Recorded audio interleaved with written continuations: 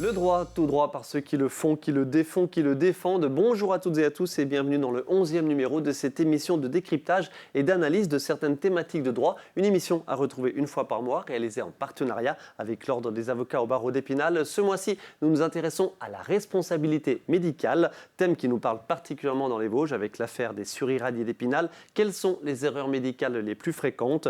Comment obtenir une copie d'un dossier médical? Quand et comment porter plainte? Procédure amiable ou procédure judiciaire, comment être sûr de faire le bon choix? Avec nous en plateau pour répondre à toutes ces questions, Rémi Stéphane, bonjour. Bonjour. Vous êtes avocat au barreau d'Épinal et à vos côtés Marie-Christiane Abellan-Monteau, bonjour. Bonjour. Avocate également à Épinal. Marie-Christiane, je reste avec vous. De quoi parle-t-on exactement quand on parle de responsabilité médicale? Et puis on aura des questions très concrètes de certains de nos téléspectateurs dans la foulée. Alors j'ai essayé d'être un peu synthétique, mais le sujet est extrêmement vaste. La responsabilité médicale, c'est ce qui permet il faut démontrer une faute commise par un médecin ou un établissement hospitalier. Il faut qu'on ait subi un préjudice, un dommage, et il faut démontrer qu'il y a un rapport, un lien de causalité entre les deux. Alors les fautes, il y a différents types de fautes. Il y a ce qu'on appelle les fautes techniques, qui peuvent être les maladresses chirurgicales, classiquement. Un chirurgien opère un organe et sectionne une artère qu'il n'aurait pas dû sectionner. Il y a les fautes de diagnostic. Un patient arrive avec une pathologie et on ne fait pas le diagnostic, on fait un mauvais diagnostic. Il y a des fautes aussi de prescription. On a prescrit un mauvais médicament au mauvais moment. Il y a aussi des fautes d'indication thérapeutique. On n'a pas entrepris la bonne intervention. Et puis il y a les fautes de surveillance. Et dernière faute, je dirais qu'il y a eu son heure de gloire il y a quelques années qui maintenant a beaucoup moins d'intérêt, c'est ce qu'on appelle le manquement à l'obligation d'information. À savoir, un patient n'a pas été informé des risques qu'il encourait en subissant telle intervention. Voilà, beaucoup de sous-thématiques, beaucoup d'angles d'attaque. Voilà. Alors, ces fautes, comment les démontrer? C'est au patient de les démontrer. Et ni l'avocat, ni le juge, ni le patient n'est à même d'établir qu'il y a une faute. La seule manière de démontrer une faute, il faut passer par une expertise médicale qui est ordonnée par le juge. Et c'est le temps essentiel. Je veux dire, si l'expertise médicale dit qu'il n'y a pas de faute, la procédure a peu de chances d'aboutir. Expertise qui, comme toutes les expertises, peuvent prendre beaucoup de temps. Pas obligatoirement, ça dépend des procédures qu'on entreprend. Au tribunal administratif, c'est catastrophique. En juridiction civile, c'est relativement rapide. Et en commission de conciliation, c'est encore plus rapide, puisque l'expertise doit être faite dans les 6 mois après qu'on ait saisi la commission. Commission de conciliation, on en reparlera en fin d'émission. On en reparlera exactement. Plus tard. Allez, quelques chiffres. Les médecins parlent, eux, du risque médical. Quelques chiffres, 3 chiffres que je vais vous donner. En 2022, et selon l'Ordre national des médecins, il y a eu 4075 déclarations de sinistres par des professionnels de santé, soit un taux de sinistralité, c'est le terme employé, de 1,17%. Et enfin, citons ce chiffre, 771, c'est le nombre de professionnels de santé et d'établissements de soins ou d'établissements de soins mis en cause en 2022 dans des décisions de justice. Marie-Christiane Abellan-Monteau, des chiffres à prendre avec pincettes. Alors, oui, je suis toujours assez réservée sur ces chiffres parce que ces chiffres proviennent essentiellement des assureurs de responsabilité médicale. Alors, il faut savoir que l'assurance est obligatoire pour les médecins. Donc, quand on engage la responsabilité d'un médecin, ce n'est pas le médecin qui éventuellement réglera les dommages et intérêts, c'est son assureur. Donc, tous ces chiffres viennent des assurances. Je l'ai dit, il y a 2 ou 3 grands groupes assurantiels qui assurent les établissements hospitaliers et les médecins. Et bon, ces chiffres... On parle par exemple d'un taux de condamnation de 70% devant les juridictions civiles, mais ça n'a pas de sens parce qu'on engage la responsabilité une fois que l'expertise a été faite. Donc il faudrait avoir les chiffres avant. C'est donc un peu difficile. Ce qu'on peut retirer de ces chiffres quand même, moi j'ai retiré 2-3 enseignements. D'une part, il y a moins de saisines des commissions de conciliation. Parce qu'il y a des défauts, on en parlera plus tard. il y a plus de saisines des juridictions civiles et il y a extrêmement peu, vraiment très peu d'affaires qui vont au pénal. Rémi Stéphan vous en parlera. Pour autant, avant de rentrer dans le vif du sujet avec quelques questions très précises, dossier médical, etc., on ne peut pas évidemment parler de responsabilité médicale sans parler bien sûr de l'affaire qui a ébranlé notre département et l'hôpital Jean Monnet d'Épinal pendant plusieurs années. Donc Jean Monnet, aujourd'hui centre hospitalier Émile Durkheim. Rémi Stéphan, je rappelle juste les faits tout rapidement. Au cours des années 90 et donc jusqu'en 2005, 5500 personnes, principalement des hommes atteints par un cancer de la prostate, ont reçu des surdoses lors de leur séance de radiothérapie, jusqu'à 30% de surdoses en plus. 24 patients ayant subi des traitements entre 2004 et 2005 en auront de graves séquelles. 6 en sont morts. On va voir quelques images, Rémi Stéphan, du procès en appel à Paris. C'était en 2015. Rappelez-nous, on ne rentre pas dans le détail, mais rappelez-nous les condamnations qui sont tombées pour les professionnels de santé, donc radiothérapeutes, physiciens médicaux. Alors effectivement, après une longue instruction menée par le pôle de santé publique, un premier procès en première instance et un procès en appel, le radiophysicien a été condamné et les médecins, les 2 médecins mis en cause ont été condamnés à 3 ans d'emprisonnement entièrement assorti d'un sursis. Et ils ont surtout été condamnés à l'interdiction définitive d'exercer l'activité médicale pour les 2 médecins et d'exercer l'activité de radiophysicien pour le radiophysicien. Donc des sanctions qui ont été effectivement à la hauteur des dommages causés aux malheureux patients. En première instance, il y avait eu 18 mois de prison ferme qui avaient été requis. Et effectivement, qui avait été, en première instance, la peine avait été encore davantage accentuée puisque les 3 praticiens avaient été condamnés à une peine de 18 mois d'emprisonnement ferme, peine aménageable, hein, mais une sanction qui était effectivement plus lourde. Condamnation par réquisition, bien sûr. Les termes sont importants en droit, bien évidemment. Autre affaire sur laquelle on n'aura pas le temps de venir, notamment parce que l'affaire, le suivi, l'instruction est toujours en cours, celle des décès suspects à l'hôpital de Remiremont. C'était en 2023. 12 plaintes ont été déposées donc, à l'automne 2023. Aucune avancée pour l'heure sur le plan judiciaire. L'instruction est toujours en cours. Mais précisons qu'à l'hôpital de Remiremont, après de nombreux audits, de nouveaux protocoles d'organisation ont été mis en place. Affaire à suivre, mais Christiane Abellan-Montaud, j'imagine que vous suivez cette actualité de près ? Pas spécialement. Pas spécialement. Ah d'accord, autant pour moi. Parce que comme je vous l'ai dit, moi j'exerce essentiellement mon activité dans les domaines civils ou disciplinaires. Oui, et pas au pénal. Et très peu au pénal, qui est plutôt le domaine d'activité de Rémi. Rémi Stéphan, un petit mot sur cette affaire, peut-être tout rapide. On a effectivement, affaire en cours. Hein. On a effectivement un dossier qui est à l'instruction, des investigations sont en cours, et ce type de dossier est extrêmement complexe puisque vous avez 12 plaintes, donc 12 dossiers médicaux, 12 situations différentes, avec une justice qui doit pouvoir avoir les moyens de travailler dans ces dossiers, de pouvoir désigner des experts qui sont compétents et qui vont pouvoir apporter aux familles des réponses. Je pense que les familles ont besoin de réponses et que ces plaintes doivent trouver des réponses judiciaires qui s'imposent. On voit quelques images de l'hôpital de Remiremont, je l'ai précisé et je le reprécise, hein, l'ARS, le ministère, etc. Il y a eu des nouveaux protocoles, de nouvelles organisations qui ont été mises en place pour éviter évidemment tout risque de mort suspecte, hein, c'est le terme employé. Combien de temps ça va prendre tout ça, Rémi Stéphan ? Ce sont des investigations qui sont très longues parce que vous avez une première expertise qui va être ordonnée, parfois un collège d'experts qui va devoir intervenir.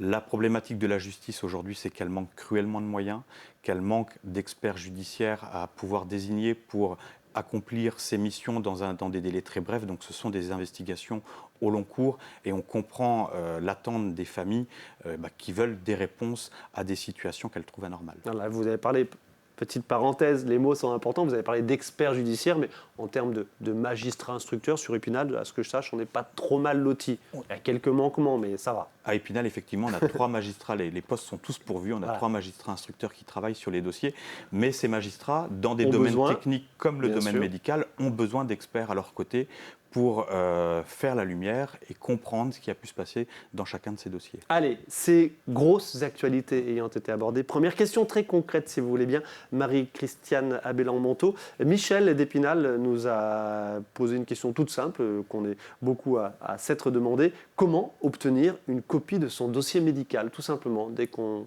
a une suspicion quelconque? Alors oui, c'est une très bonne question, puisqu'on ne peut pas engager la responsabilité d'un professionnel de santé ou d'un établissement sans avoir la copie de son dossier médical.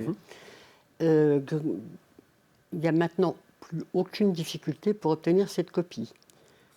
Alors je dirais qui peut l'obtenir, comment et combien de temps ça prend et combien ça coûte. Qui peut l'obtenir soi-même, il n'y a aucune difficulté. On peut obtenir aussi le dossier de son enfant mineur. On peut obtenir le dossier de quelqu'un sous tutelle et on peut obtenir le dossier d'un parent décédé sous certaines conditions que je ne vais pas développer parce que c'est assez technique. Comment ? Lettre commandée avec accusé de réception avec, quand c'est pour soi, une copie de sa carte d'identité. Quand c'est pour un parent décédé, la copie du livret de famille. Dans quel délai ? Alors, les délais ont été considérablement raccourcis. Les délais, quand c'est un dossier qui a moins de 5 ans, on obtient son dossier en 8 jours. Quand c'est un dossier qui a plus de 5 ans, on obtient son dossier en 2 mois. Exemple peut-être, Marie-Christiane Abelland-Montaut, d'un cas de refus et comment... Alors, on en a discuté auparavant.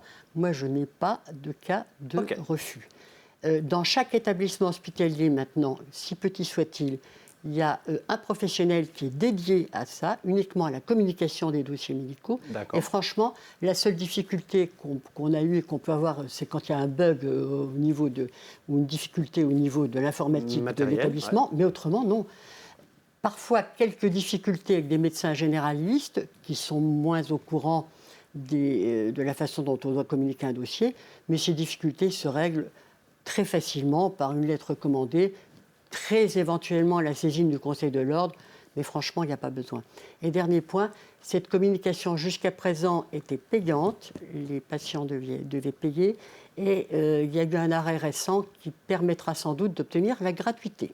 Affaire à suivre, parce que obtiendra peut-être, c'est-à-dire qu'aujourd'hui ça coûte combien alors ?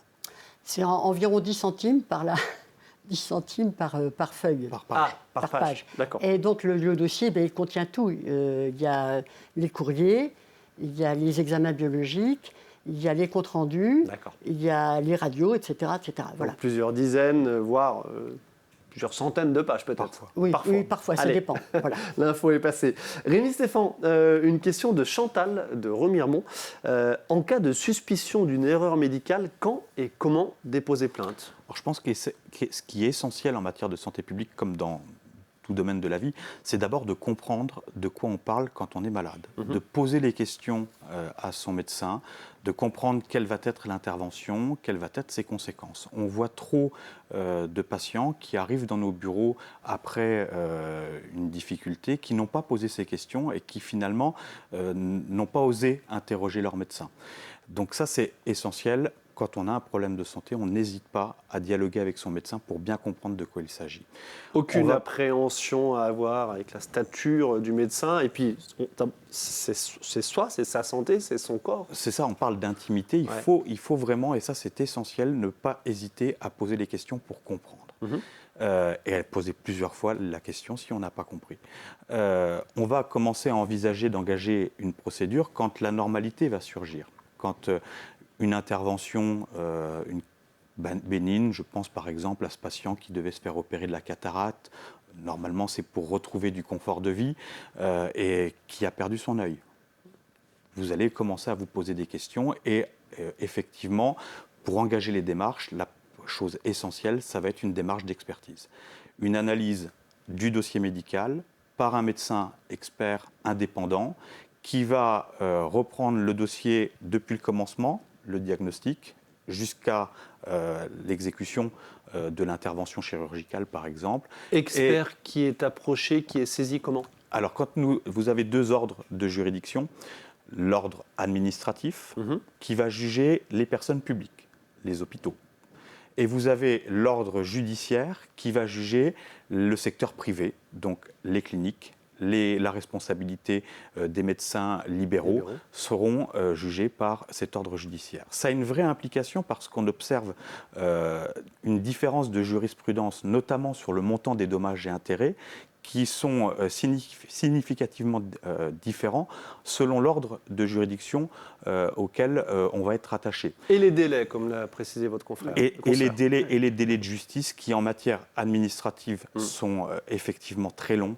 Les juridictions sont engorgées et les juridictions administratives ont une jurisprudence quant au montant, quant au quantum des dommages et intérêts qui est bien plus défavorable que les juridictions judiciaires. Ok, donc saisie d'un avocat ou pas avant un expert, quelle est la base? Oui, bien sûr, mais je pose la question quand même, je me permets. Ce qu'il faut bien comprendre, c'est que le patient va se retrouver dans une expertise avec le ou les médecins qu'il va mettre en cause, un représentant de la compagnie d'assurance qui dépêchera un médecin expert, parfois un avocat. Donc très rapidement, autour de la table, dans cette expertise, il va y avoir une douzaine de personnes et un patient qui va se retrouver tout seul. Le rôle de l'avocat, c'est effectivement d'accompagner pour que le patient ne soit pas, entre guillemets, broyé par la machine. Et vous avez chacune vos spécialités, évidemment, et votre expertise sur telle ou telle thématique. C'est important. Marie-Christiane Abellan-Monteau, une question de Pascal de Vittel. Quelles sont tout simplement les erreurs médicales les plus fréquentes? Alors, je dirais que ça aussi, ça a pas mal évolué. Les fautes, je dirais, grossières, type maladresse chirurgicale, deviennent extrêmement rares, fort heureusement. Et l'essentiel des dossiers que j'ai, moi, et que j'ai l'impression que tout le monde a, c'est des problèmes d'erreur diagnostique ou de mauvaise prise en charge. Alors, ça a une importance parce que quand il y a une erreur diagnostique, le patient a un traitement qui finalement est entrepris, mais avec retard. Quand il y a une mauvaise prise en charge aussi, on va essayer de déterminer ce qui se serait passé s'il n'y avait pas eu de retard diagnostique ou s'il y avait une bonne prise en charge. Et c'est important en matière d'indemnisation, puisque quand c'est une faute chirurgicale grossière, je pousse au maximum, on imagine qu'on a opéré la mauvaise jambe, c'est pas compliqué, le patient sera indemnisé de ça. En revanche, si c'est un cancer du sein qui a été diagnostiqué avec retard, on va se dire que se serait-il passé si le diagnostic avait été fait au début? Est-ce que l'opération aurait été la même? Est-ce qu'elle aurait été plus compliquée? Donc le préjudice n'est pas obligatoirement totalement indemnisé et on essaye de déterminer ce qu'on appelle une perte de chance. Et donc il y aura souvent une indemnisation qui ne sera que partielle. Il faut le savoir. Et je considère que maintenant, c'est quand même l'essentiel des dossiers qu'on a. C'est des dossiers complexes parce qu'il faut quand même essayer de réécrire l'histoire a posteriori. C'est l'affaire des experts, mais c'est souvent difficile. Un petit mot, j'en profite, par rapport à la démographie médicale et ce qu'on appelle le parcours de soins. On pourrait imaginer qu'aujourd'hui, étant donné qu'il y a de plus en plus de spécialistes vraiment spécialisés dans leur discipline et que le parcours de soins, il y a un suivi normalement qui est pertinent, qui est efficient, vous n'êtes pas trop d'accord. Vous faites attention, ça pourrait être un premier regard biaisé, notamment par rapport, j'allais dire, le médecin de campagne et de famille qui suit les patients sur plusieurs années, plusieurs dizaines d'années. Oui, parce que la multiplicité des spécialistes, c'est une dilution des responsabilités, alors que quand il y avait un interlocuteur unique, qui était le médecin de famille, qui était la tour de contrôle, il était seul responsable et sans doute peut-être plus attentif. Et puis cette multiplicité d'intervenants fait que les erreurs peuvent s'enchaîner et il y a un effet domino avec à terme des conséquences qui peuvent être très importantes. D'où peut-être, Rémi Stéphane, cette importance que vous avez soulignée tout à l'heure de reposer les questions, bien tout comprendre, ne pas hésiter à faire répéter, même, alors si on voit plusieurs spécialistes, pourquoi pas, ou plusieurs médecins généraux, on va éviter de dire ça parce que tout ça coûte quand même beaucoup d'argent. Mais voilà, l'information, la compréhension de l'information. C'est primordial et je pense qu'effectivement, hein, quand plusieurs spécialités interviennent, on parlait des manquements de moyens dans la justice, à l'hôpital c'est pareil, il y a des difficultés, il y a des praticiens qui doivent travailler vite, qui parfois ont une charge de travail importante et on observe que de grosses erreurs médicales peuvent arriver quand justement il n'y a pas ce dialogue entre ces praticiens. Je pense au sort du malheureux petit Timéo à l'hôpital de Brabois où un cardiologue et son interne se comprennent mal sur une prescription et qui aboutit sur un dosage de prescription qui aboutit à ce qu'on administre 2 fois 8 fois la dose de colchicine à un enfant et qui aboutit à sa mort. On est en présence de spécialistes qui sont compétents, mais parce qu'on va vite, parce qu'on s'exprime trop rapidement, on ne se parle pas suffisamment, on se comprend mal et ça aboutit à un drame absolu. Globalement, Marie-Christiane Abellan-Montaut, ça va dans le bon sens tout ça? Il y a une évolution plutôt favorable, bien sûr, de l'organisation et d'un affaiblissement de ce risque médical?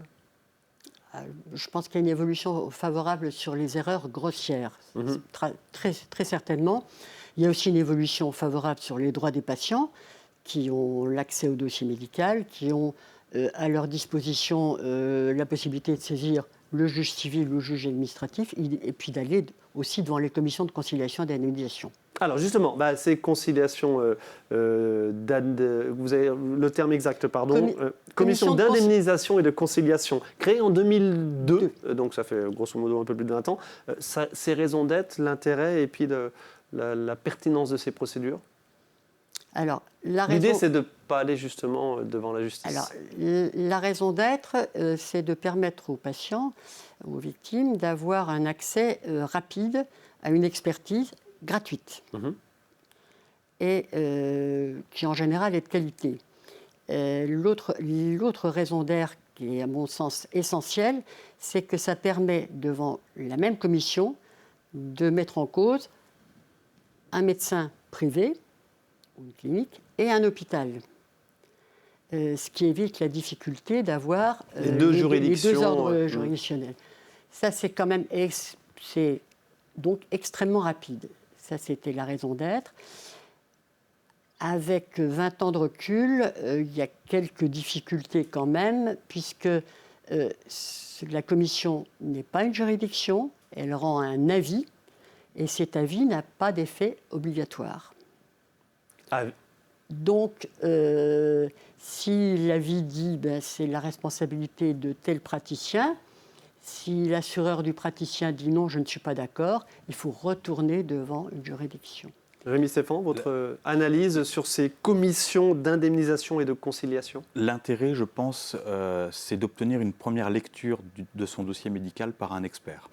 Vous nous indiquiez tout à l'heure quand déposer plainte, et bien justement cette procédure gratuite va nous permettre d'avoir un premier rapport d'expertise qui fournit de premières réponses. Mais effectivement, avec cette limite que régulièrement, la commission rend un avis, l'assureur dit « je ne paye pas ». L'Office national d'indemnisation des accidents médicaux, on y viendra tout à l'heure, dit parfois « je ne paye pas ». Et vous avez ce premier avis qui finalement ne va pas être suivi d'effet parce qu'il va falloir retourner devant une juridiction judiciaire, une juridiction administrative pour contraindre l'assureur à régler, voire pour contraindre l'Office national d'indemnisation des accidents médicaux à régler. On arrive au terme de cette émission, donc qu'est-ce que vous souhaitiez mettre en exergue à propos de cet Office national? Alors, qui permet l'indemnisation, on a parlé de beaucoup de fautes, mais il y a aussi l'accident médical. L'accident médical, c'est la complication rare qui va subvenir au détour d'une intervention parfois bénigne. Je vous ai parlé tout à l'heure de ce monsieur opéré de la cataracte, intervention que tout le monde connaît, et puis qui va perdre un œil parce qu'il va se produire une complication. Et le législateur a mis en place l'Office national d'indemnisation des accidents médicaux pour indemniser au titre de la solidarité nationale, donc c'est un fonds public, c'est les conséquences de ces accidents. Et c'est quelque chose d'important parce que ces conséquences de complications rares, elles peuvent être lourdes, ça peut être des problèmes cardiaques, ça peut être des AVC qui surviennent au détour d'une intervention et qui vont permettre d'apporter aux patients une indemnisation pour que le cadre de vie à la suite de ces complications effectivement rares puisse être le meilleur possible. Merci beaucoup. On aurait encore bien sûr beaucoup de choses à dire avec des exemples très concrets. On y reviendra très certainement dans cette émission tout droit. Rémi Stéphan, Marie-Christiane Abellan-Monteau, merci beaucoup de votre participation à cette émission. Merci à vous de votre attention. On se retrouve la semaine prochaine pour une nouvelle émission.